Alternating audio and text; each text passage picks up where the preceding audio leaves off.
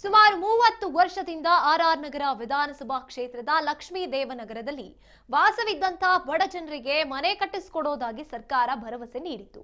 ಈ ಬಗ್ಗೆ ರಾಜ್ ನ್ಯೂಸ್ ಸುದ್ದಿ ಮಾಡಿತ್ತು. ಇದೀಗ ರಾಜ್ ನ್ಯೂಸ್ ವರದಿಗೆ ಪ್ರತಿಫಲ ಸಿಕ್ಕಿದೆ.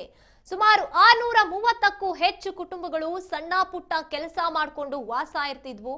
ಬಡ ಕುಟುಂಬಗಳಿಗೆ 2021ರಲ್ಲಿ ಕೊಳಗೇರಿ ಅಭಿವೃದ್ಧಿ ಮಂಡಳಿ ಬಡ ಜನರ ಮನೆ ಖಾಲಿ ಮಾಡಿಸಿ ಇನ್ನೊಂದು ವರ್ಷದಲ್ಲಿ ಹೊಸ ಮನೆ ಕಟ್ಟಿಸಿಕೊಡೋದಾಗಿ ಹೇಳಿ ಸರ್ಕಾರವೇ ಮನೆ ಡೆಮಾಲಿಷ್ ಮಾಡಿಸಿತ್ತು.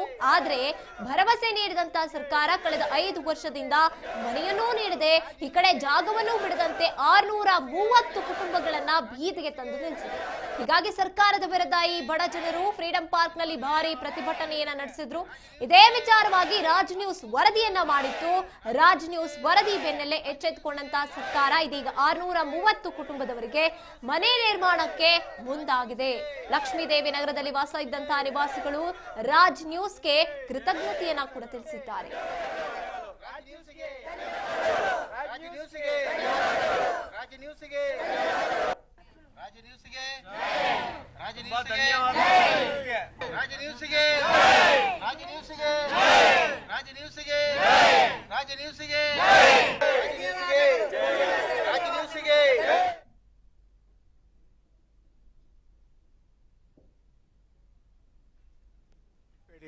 ಮಂಜುನಾಥ್ ಅವರು ಇಂದ ನಮಗೆ ಮಾತು ಕೊಟ್ಟಿದ್ದರು, ನಿಮ್ಮ ಪ್ರೋಗ್ರಾಮ್ನ ಒಳ್ಳೆ ಮಟ್ಟಕ್ಕೆ ತಂದು ನಾವು ಮನೆ ಕಟ್ಟೋದಕ್ಕೆ ನ್ಯಾಯ ದೊರಕಿಸ್ತೀವಿ ಅಂತ.